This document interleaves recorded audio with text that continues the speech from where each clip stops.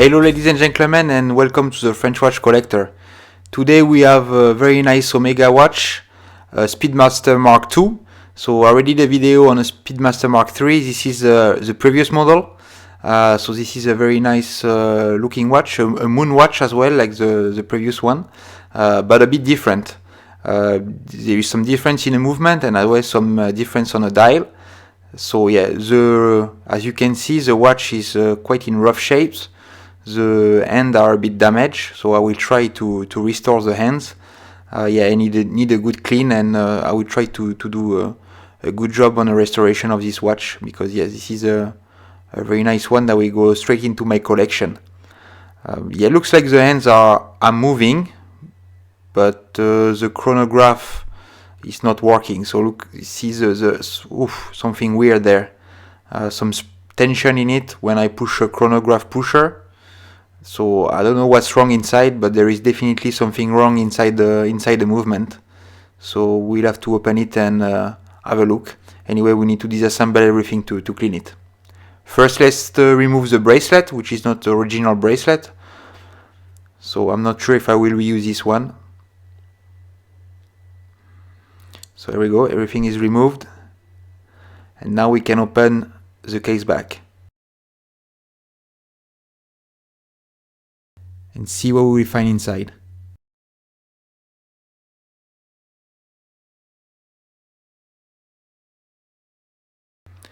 Okay, so see at the case back we see the reference of the watch, which is 145014. So this is the right reference. And we see this beautiful movement, which is 861 caliber from Omega, which is a movement that replaced the iconic 321 movement. That's the movement that went on the moon, obviously, with the first moon watch. So this one is his replacement. So first I'm going to remove the screws in order to take the movement out of the case. I'm going to release the screw which is holding the stem, remove the stem, and take the movement out of the case. The movement doesn't look too bad, doesn't look too dirty or anything. So there is a ring around, so around the movement, keeping the movement in place. So I remove this ring first.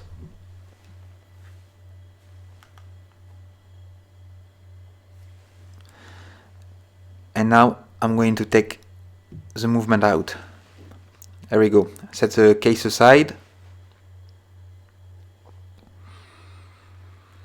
And we can see the hand are bent. I don't know, did they manage to bend the hand previously? But I will try to fix this, even if I don't know how I will do it, but I will try.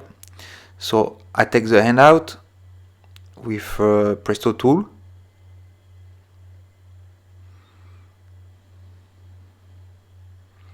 You can see the hands are very bent. Yeah, hope I can restore them.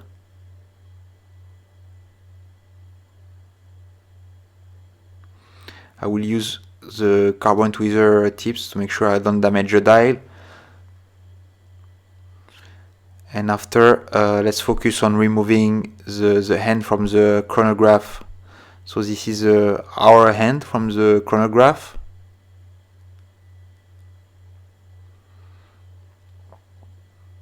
There is basically the minute hand on the right, and this one is the running second for the watch. So this one is a second that never stop running when the watch is running. And after, obviously, you have the center second that's used for the chronograph function. The dial is looking quite good. There is no bit damage on the dial. It's only on the hands, which is very strange. Normally it's more the dials which are damaged than the hands, but I don't know what happened with this watch before. Oh, the hand just jumped. There we go. Okay, so let's put that aside in a safe place. First I will remove the dial field screw to release to be able to release the dial.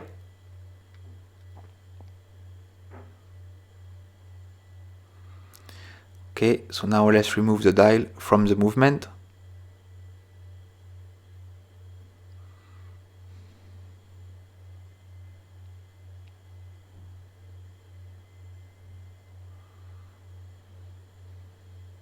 There we go. And now let's put everything in a safe place and keep it aside.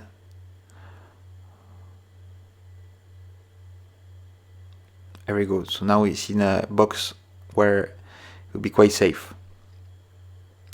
Okay, so let's start now on the movement on the chronograph side. So yeah, like I did in my previous video on the Omega Mark III, I will go very slowly because yeah, it's a quite tricky movement with a lot of screws and a lot of parts. So the trick is to remove one part at a time to put the screw back in place, because you just don't want to mix any screws, because the screws are, maybe they will have some small differences that you will not be able to see, but there is some differences, so you need to make sure that you don't mix the screws. Yeah. Okay, so you see here I remove the first spring, the coupling lever spring, and I just put the screw back in place to make sure when I will assemble it again I use the right screw. Okay, I try to release the power there from the watch, but looks like it's not really working, so maybe we can see later on, but I don't know if there is no power on a watch or if it's not releasing properly, so I'm not sure there. So we see later, maybe when we disassemble a few more parts, if I can release the power or no. Yeah.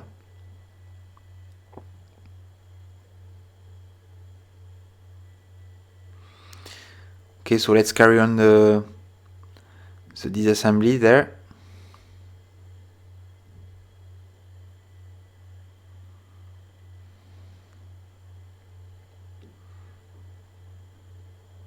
You can see I'm starting by disassembling all the spring, like around the movements.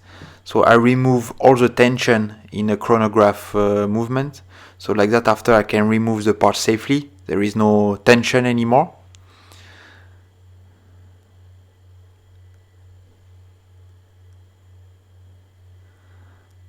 There we go, and you can see underneath there is a hammer spring that I just removed. That's a cam spring that I just removed as well. And as always, we just put the screw back in place.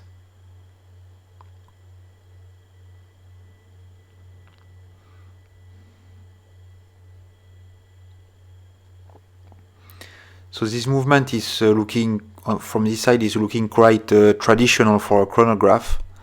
We saw in the last video, I will put a link in the top right corner from my previous video on Omega Mark III with 1040 caliber, which is a very different caliber, which is a bit more complex than this one. Obviously it's an automatic chronograph, this one is a manual chronograph, and on a 1040 you have a bit more function, and the layout in the movement is very different.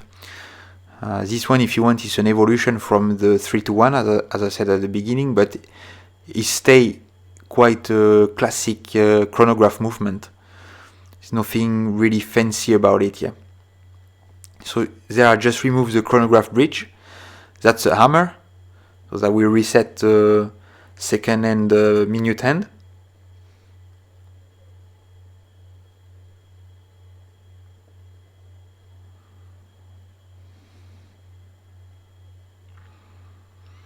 As always, you need to be really careful as well, because you have some eccentric screws on the movement. You don't want to touch any of these screws, because that's the screws that are used to calibrate the movement. So if you touch them, you will have to recalibrate the entire chronograph movement, and you don't want to do that, except if you have something wrong, obviously, on the movement. Yeah, but you don't want to do that. That's just a reminder. Yeah, if you can please subscribe to the channel, that will help me a lot to carry on working on this video. So thank you so much in advance for your support.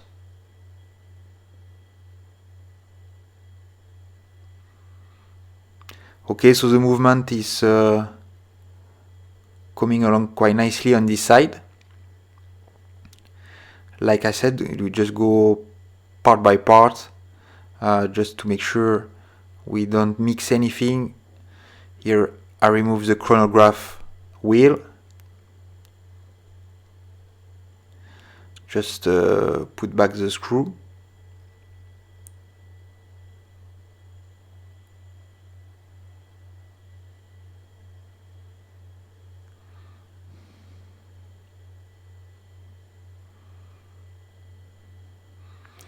And this movement is this chronograph is operated by a cam movement. So yeah, this is not like a column wheel movement. So if you want, like, the click are a bit different than you can find on a column wheel movement, like for example a El Primero movement from this era. Personally, I prefer the feel of the El Primero compared to this one. You have a nicer feel on a click, but it's a bit more complex. The movement is slightly more complex than this one, if you want. This one is built more, is stronger, it's built more to last. And obviously, as the main purpose of this movement was to go, it was one of the movements used to go on the moon, so you just need a robust movement. So I guess that's why they use this technical solution and not the solution that you can find on more, let's say, high-end chronograph movement.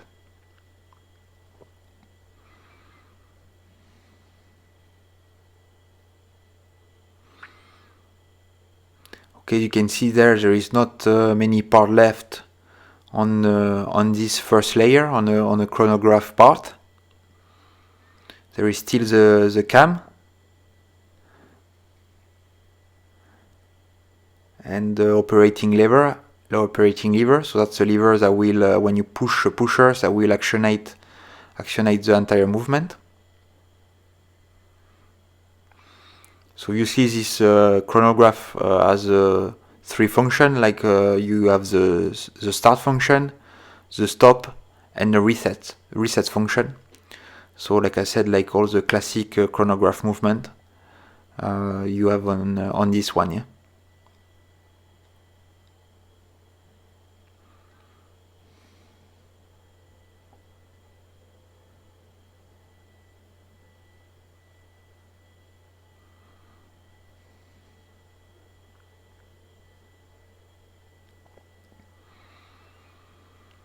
Okay, so there we still have the cam. So it's a two level. So there is a upper and a lower cam. You will see it's like in two parts. There is two layers if you want, and the cam, that's what will rotate and move, and that's the part that will allow to go from one function to the other. So for example, from the start function to the stop function, and after to the reset function. So this is these two parts that will rotate and activate the different parts of the watch to go from one function to the other.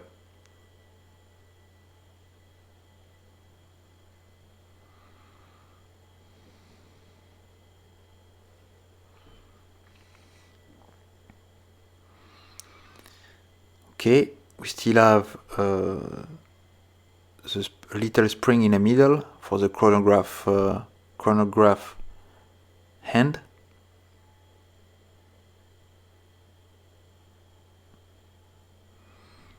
First there is a spring there that's just jumped.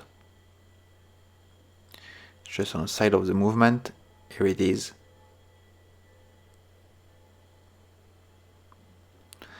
You can see I try to keep the parts like all together, again for washing, for cleaning, and after for reassembly will help me to know where the parts are going. Okay, I think that after this one there is only one last part on the top bit, which is the driving wheels. So the driving wheel is what is connecting the timekeeping part of the watch to the chronograph. so that what will drive the chronograph when you decide to activate it or not.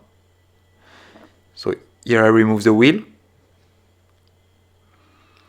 and now we can focus on a part of the chronograph which is more classic part. If you want, it's the same part as any watch, where you have all the parts that are used for the timekeeping elements. So first we have the balance assembly.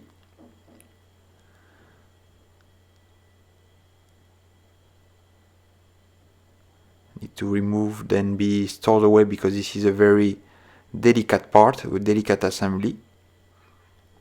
Just checking that the spring and everything look good. If the spring is not damaged, or if it's not if it's in a good shape, or if it's out of shape. It looks good, so put it aside for now. Now underneath we have the pallet fork, so we are going to remove the pallet fork cock first, and remove the pallet fork after.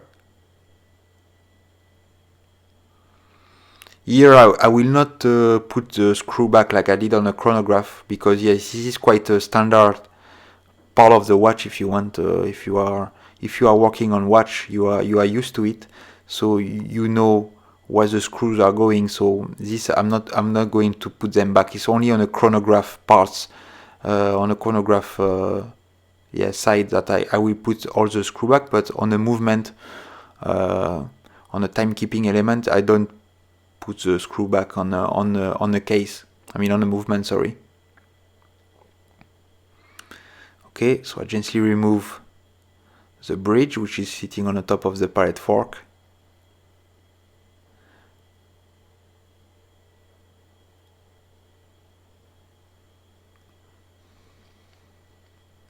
Here is a bridge, and this is the pallet fork.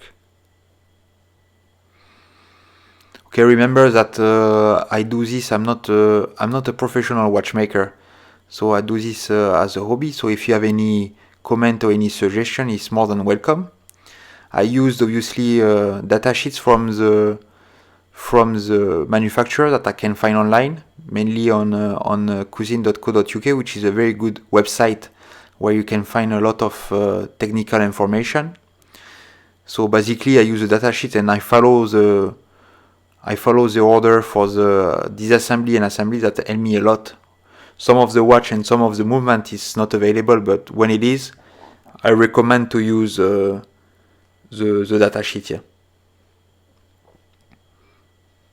This is the escape wheel, so we just remove the escape wheel, which has its own bridge, which is holding only this wheel. And now I'm going to remove. It's a huge plate, a huge bridge, which is holding everything. On a conventional watch, let's say not a chronograph watch, you will have a train wheel bridge and a mainspring barrel bridge. Here is only one that regroup all the parts underneath.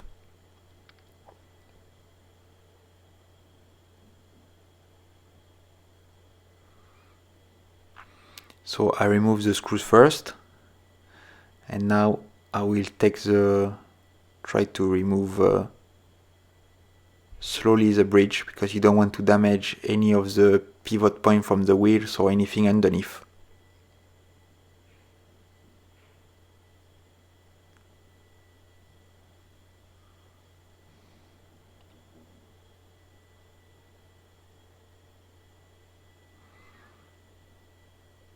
There we go.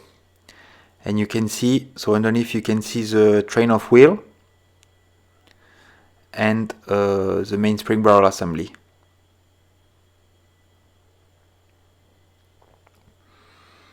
So here I will remove each wheel.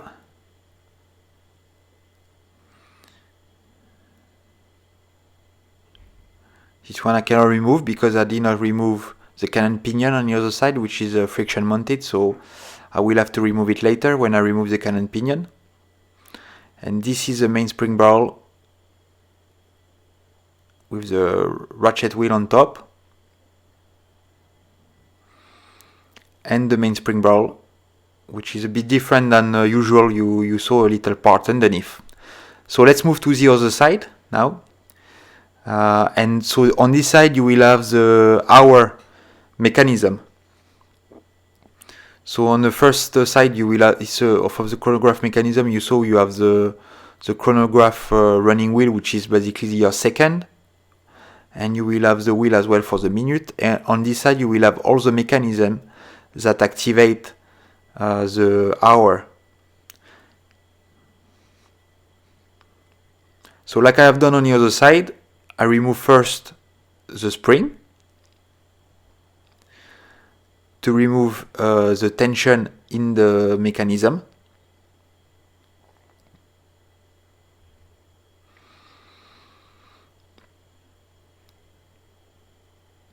I put back the screw, and you see on this side, compared to the caliber for 1040 on Omega Speedmaster Mark III is much simpler, yeah, because you only have the hour. On the other one you had the mechanism with a date, with the night indicator. So you have much more complication on the other movement than on this movement. So this one is less parts, if you want. So, but yeah, you see it makes quite a difference. Yeah, it's much easier. So let's remove the bridge. There is two big bridge if you want on this side.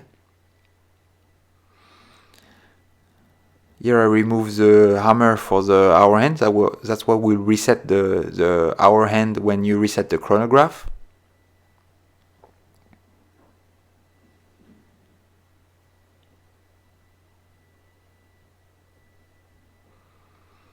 And same on this side, I follow the indication that I have in a datasheet to disassemble, so I follow the order.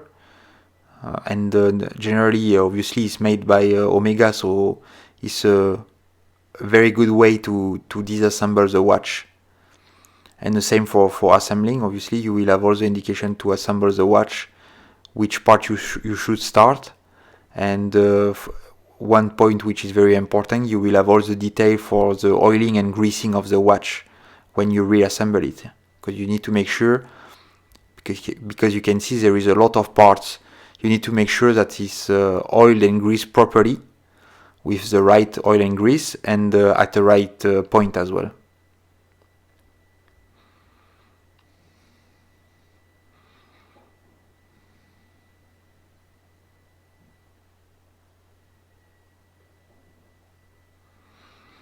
Okay, so that's the last way. We can remove the bridge, where underneath we will have all the hour wheels that use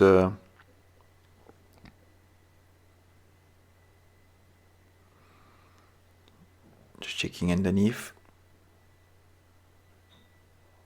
A small part that fell underneath from the mechanism, so just checking how it looks like, so I can remember when I put the watch back together.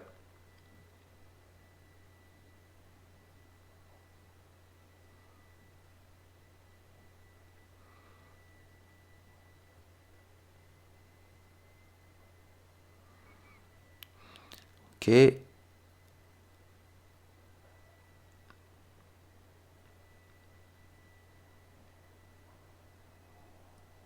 So now let's remove the bridge from the other side.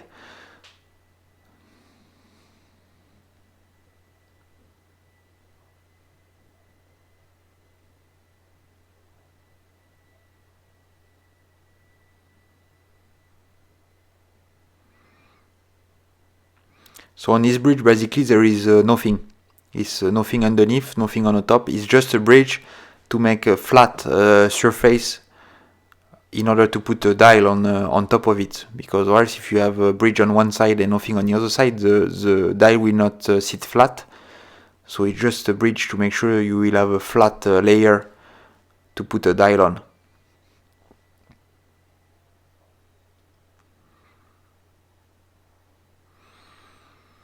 Okay, and so now basically what we are left with is keyless work, which is exactly the same mechanism that you can find on many mechanical movement. So that's our wheel. We'll have a cannon pinion, that's a minute wheel. That's all the parts that you can find on the keyless work on a standard watch, mechanical watch. So obviously I've done some watches already, so I'm quite confident with these bits because he looks very familiar compared to the chronograph side. So I remove the yoke spring, which is quite a strong piece, always with a bit of Rodico to keep it in place. The yoke, and what we are left is a setting lever, which is screwed from the other side. Here we go, you see it just fell. And now that's a setting lever, and can remove the stem.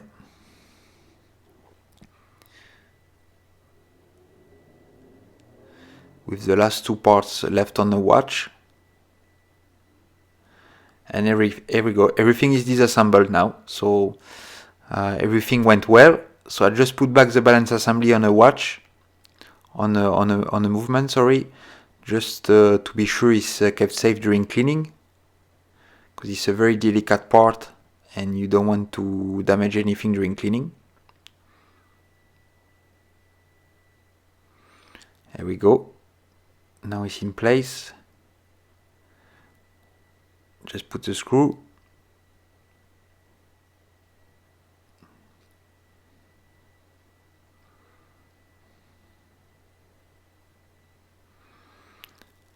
And that's it. All these parts are good for to go in a cleaning basket and in a cleaning machine. First, under the chronograph bridge, there is the ratchet wheel. The crown wheel, sorry, that's the crown wheel.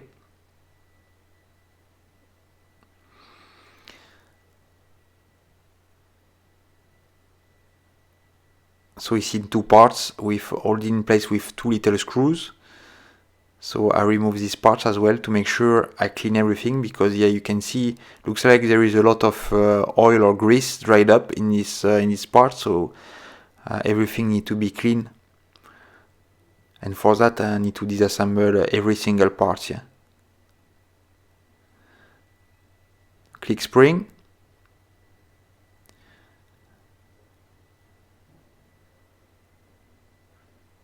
There we go. Now it's disassembled.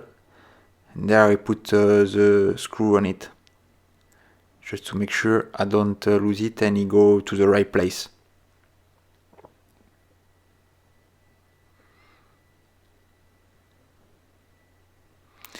Okay, so now let's focus on the mainspring barrel. So there is a part on the top, held by a screw, so just remove it.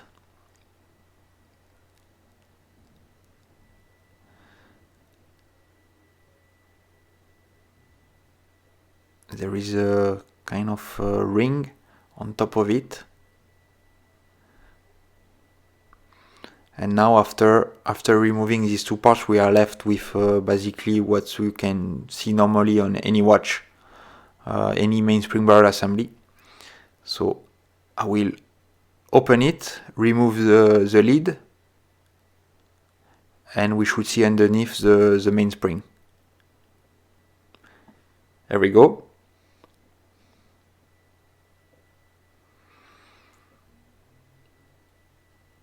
Yeah, it's coming nicely along, and now I just need to remove the mainspring.